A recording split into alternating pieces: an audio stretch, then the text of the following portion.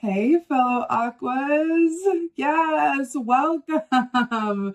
It is so wild and wonderful and brilliant to be back with y'all.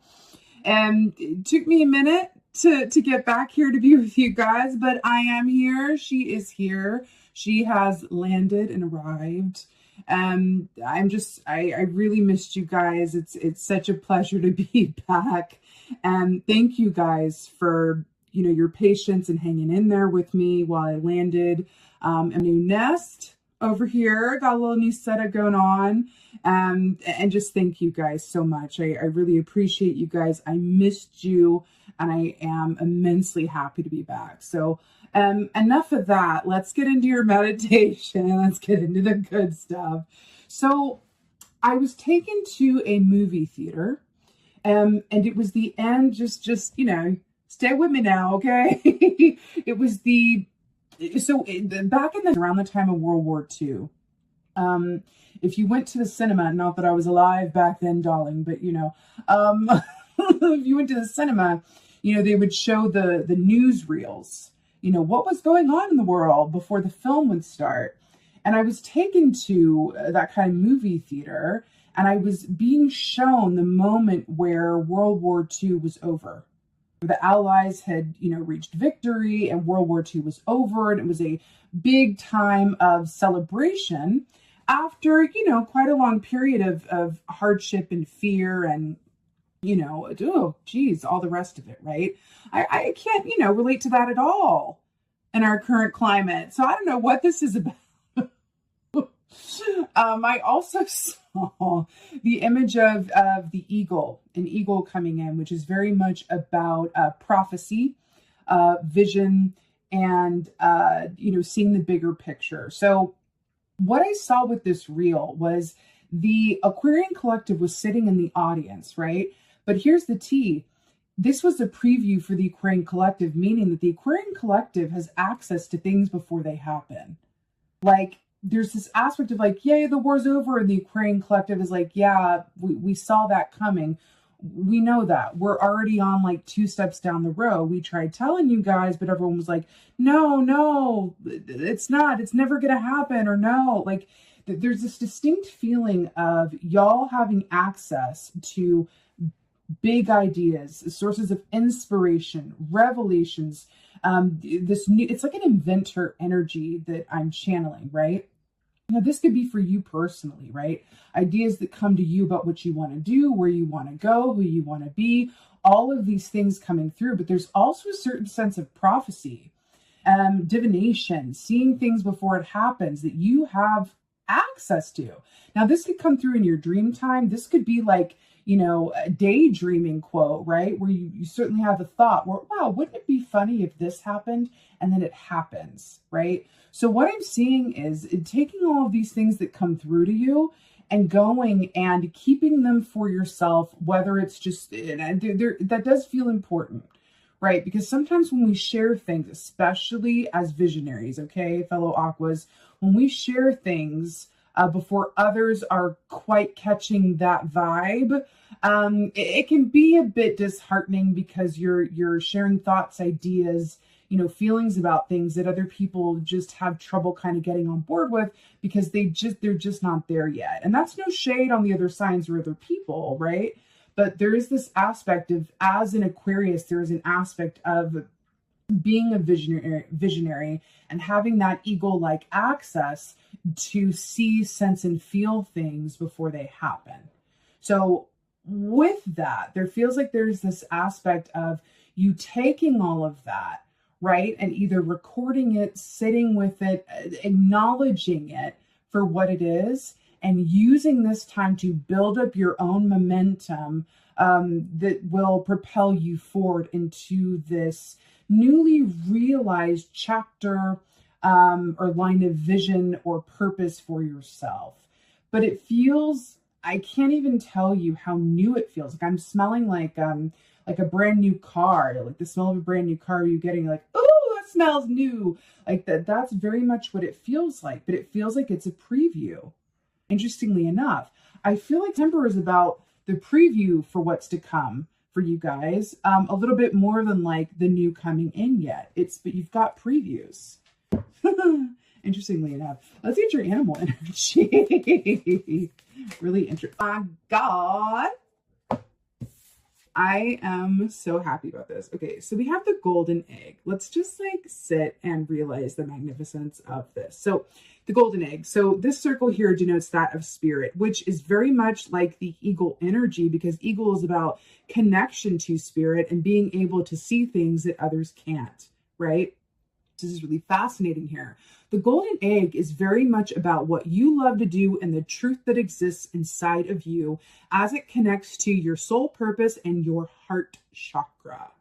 Oh, I love it. So for that reason, the golden egg also equates to sort of like a Two of Cups energy almost, where it's that aspect of Two of Cups is not just about, you know, romance and having a partner where you're like, oh my God, you're mirroring me, or whatever that is. This is about the Two of Cups relationship that you have with both, well, it can really more than two, but for the purpose of this, both aspects of yourself, because there is a light and a shadow to all of us, right? And a true Two of Cups within and for yourself is acknowledging and loving both equally, your light and your shadow. That's the true Two of Cups realness. And the T is, if you can get to that place, and let me just be very clear. I say that as if it's as easy as going to the grocery store and like, you know, buying some oat milk. It's not. Well, mostly it's not, right? It's really not. Like this takes a certain amount of acceptance, surrender. I know a lot of people get triggered by that word, but I like it. Surrender, a certain sense of, you know, a humble heart to come forth and say like, what aspects of shadow psyche are driving how I see things, how I interpret things, how I move through this world. This is a special note for those of you who are attracting the same person, situation, or outer circumstances over and over again, right? That could be an indication that there's a certain aspect of your karma, right? The karmic cycle, the lessons that are sitting within your shadow aspect that have not yet been discerned by you. And so they are running you as opposed to you working with them. This is also about loving the work that you do, darling. The golden egg. This is the T. This is finding what you're really good at and you love to do and then sharing it with the world. Okay. Let's see what's going on for Aquarians. Woo! Oh, really? You don't say. I can't with this, but I will. Six of Wands. Listen, traditionally speaking, Six of Wands is about victory. It's about the kind of victory that others can see, feel, and witness. Okay, the Wands rule the realm of action, what we're passionate about, the steps that we take, the steps that we don't take, how we move through this world from a seat of desire, purpose, and intention, right? Now, did I not say that there is a very distinctive, you know, inventor energy, right? A visionary energy. And then we have, look at this, someone, what is this thing called? Is this a beaker? Someone brewing up a snake in a beaker and making things happen and all, you know, alchemical like. This is what it is. But I want to point something out because this feels very important to say. First of all, the snake is very much about transformation and shedding that old skin, right? But I feel like this is about the alchemical process of that shedding of skin, right? Again, that shadow aspect with the light, integrating both of them, right? For greater purpose. And so that you're able to work with the aspects of you that are darker or unwanted, or especially the ones that you don't want to look at. Because when we don't work with those, when we don't welcome them into the spotlight, as it were, right, to be integrated or acknowledged as they are, that's when they end up subconsciously affecting your decisions and choices. Okay? Take that straight from me, okay? Of that I know to be true. Caw. Okay? So there's also an aspect of this as well as someone working alone in their laboratory, brewing up the next best thing. But look, there's no audience. Okay? It does feel like this is a lot about, you know, what you do individually in your own time and space. Okay, there's an aspect to that. I feel like something is brewing. Something is brewing. Something is brewing. I feel like there's an idea that wants to come through, but in order to access it, that needs a certain amount of time and space to hear and heed the call. Okay. Oh. Okay. So we got, look at this big cup and the two fish. So we got 5 of cups here. Now, traditionally speaking, 5 of cups is about perception. Okay. 5 of cups is how you see things. Where's your focus, right? Because remember, traditionally, this is the 2 cups that are standing upright, right? And then 3 cups that have fallen over and spilt on the ground. And then the viewer is focused on the 3 that have spilled as opposed to the 2 that are in the upright. Now remember, 5 is the number of change, which also connects it to the snake energy there, which is about change and healing, right? And magic, all the things. So there's an aspect here I feel like of, because we were talking about integrating those aspects of yourself and then also being open and available for these new ideas and inspiration that want to come through to you.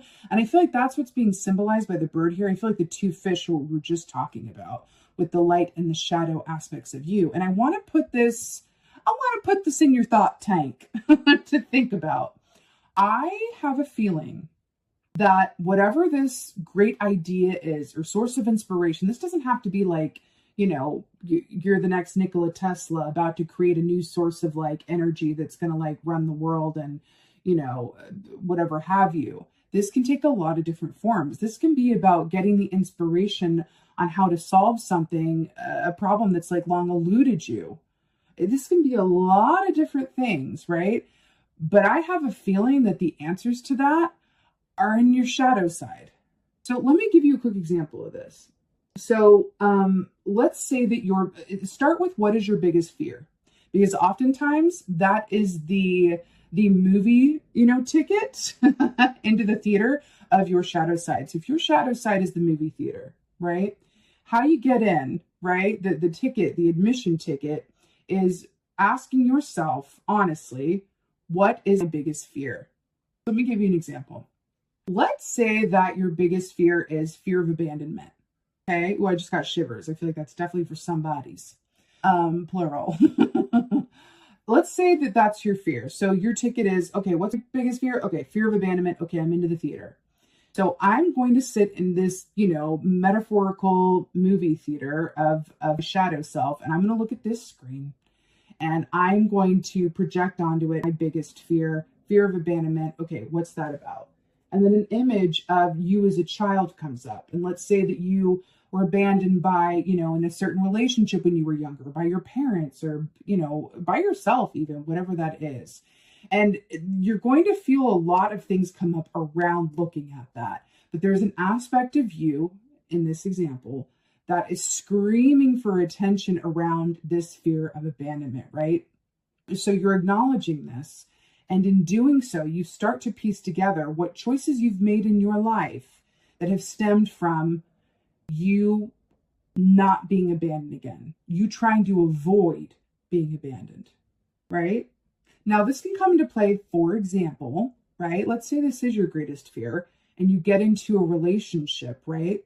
And you're so afraid of being abandoned, but it's in the shadows. You're not actively aware of that this is affecting you. It's subconsciously affecting you because it hasn't been dealt with. Right? I don't like the word dealt with, but you know what I mean. Hasn't been integrated. And then your partner starts to manifest really good things in their life, a new job, travel opportunities, whatever that is. And you react from a place of, oh my God, like that's terrifying. As opposed to being happy for them, you're terrified. Why? I don't know why. I just am. I don't know why. I don't know why I'm not happy for you. I wish you'd stay where you are and be at home and be here with me. Well, what's on that movie theater screen? Yourself as a child comes forward and says, I really am just afraid that they're going to abandon me with these new experiences that are coming in. They're going to meet someone else. They're going to meet somewhere else that they would rather be, whatever. So that's just an example of what we're talking about here. And I feel like that's what the 5 of Cups is asking you to do, right? Be a scientist about how you see things in your perception. I'm hearing the term perception check. Perception check. Perception check. Aisle 9. Also, these are also 2 receptacles, right? with the beaker and the cup here, I'm telling you, there is an idea for something. So to finish that analogy, so you get clear on what that is. It's, oh, it's inner child. Oh, it's when, you know, a parent walked out at this age, or it's when this person left me, or this person died on me, or whatever it is. And you've integrated that. And then within that, you're like, oh my God, I have this idea. What if I wrote about that and published it? I started a blog about, you know, loss and whatever it is. You have an idea, or, oh my God, that's what's been keeping me from making this decision about this. Oh my God, I said no to that opportunity because I was afraid of losing the person I was with, that they wouldn't want me anymore if I went off and did that, whatever it is. You start creating these connective links once you're clear on what that greatest fear is and what that shadow aspect of yourself is, you know, how that's influencing you subconsciously. And from that, there is the light of inspiration, clarity. And then from there, you start manifesting really different stuff, right? This is kind of deep, Aquarius, for a first one back. But hey, what else is new with y'all, right? It's always, you know, oh, I just got shivers, shivers, shivers. This is one of my absolute favorites. So I got this deck, by the way. This is a brand new deck I got from Glastonbury recently in England. And I just like, I'm just living for it. And this is why I like, look at this. Okay. So this is the Spirit of Wands. So this equates to the Knight of Wands, which is really, really interesting.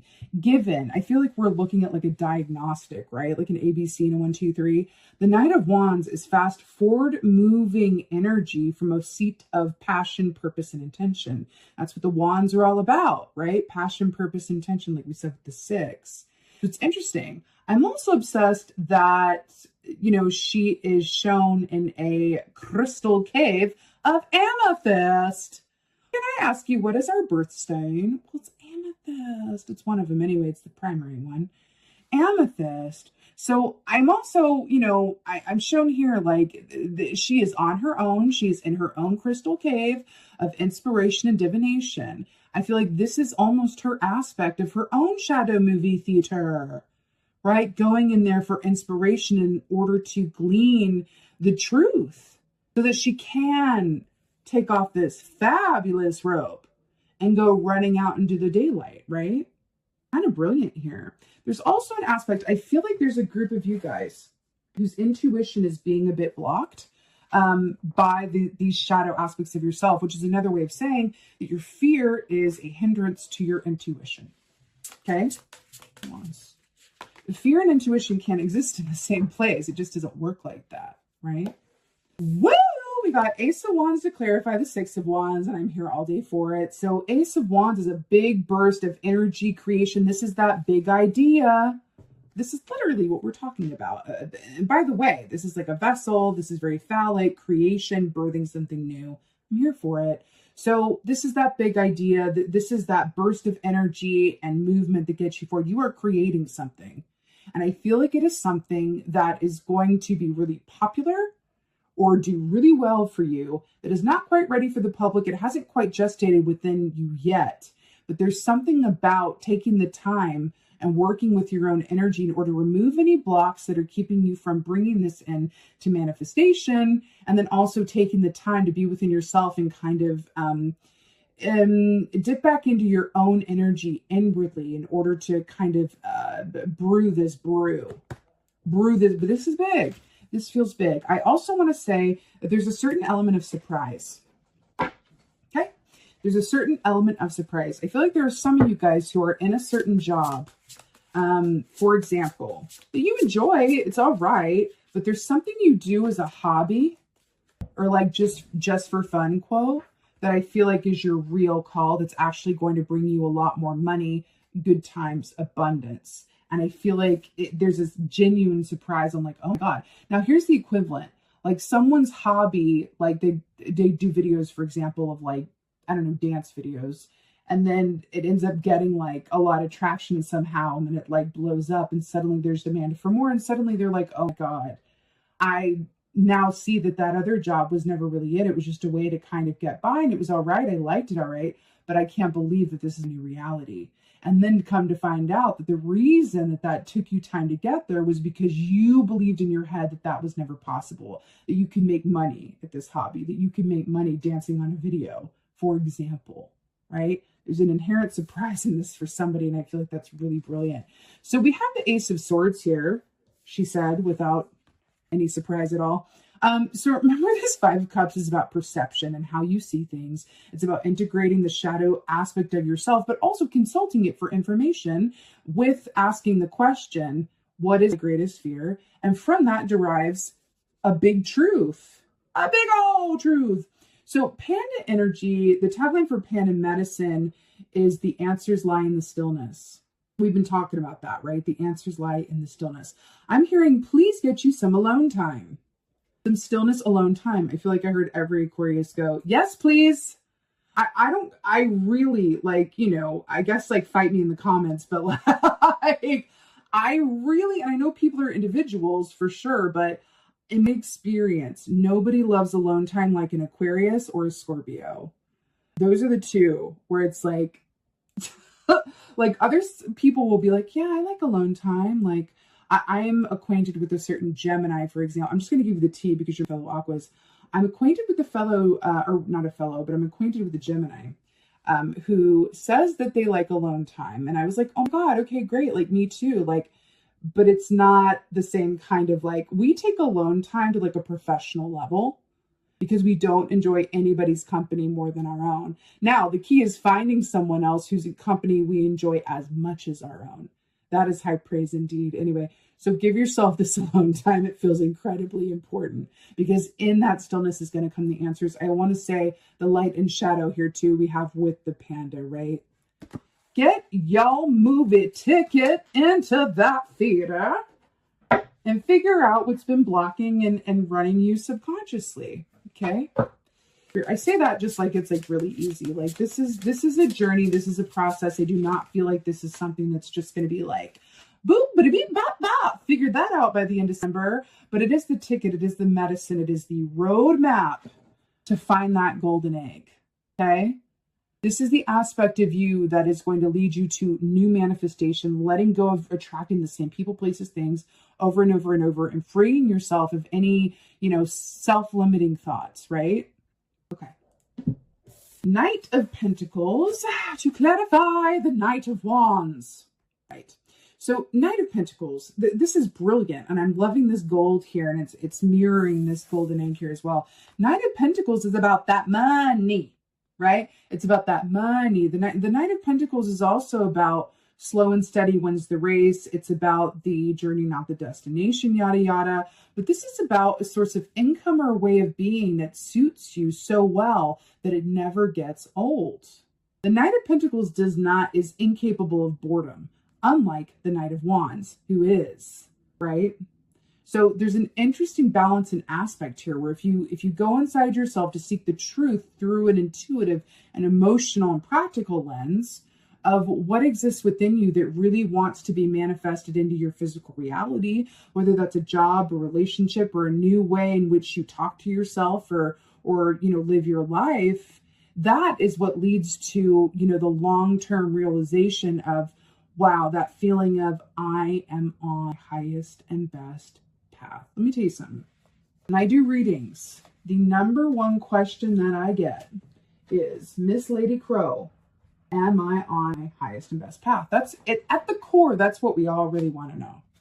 Am I on my highest and best path, right? Am I going the right way? Did I miss a road sign somewhere? Did I go askew, right? So at the end of the day, it's night, but at the end of the day, that's what this really, really feels about. It's getting to that place where you no longer have that question. You just know. You know that you are on your highest and best path, and you can feel it intrinsically, right? All right, let's get an oracle. Oracle from the Aquas. Oh. I am so here for this. Okay. So we have the High Lord of Gratitude and Service, Selflessness, humility. We brought up that word before, right? Conscious action, the number 2.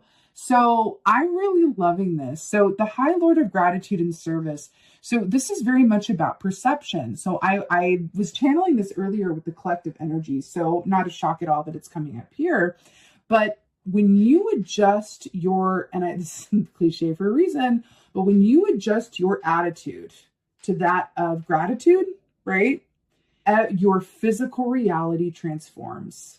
If you don't like what you're seeing, if you don't like what you're experiencing, go to gratitude. That is the other ticket in order to transform your physical reality and internal state, gratitude.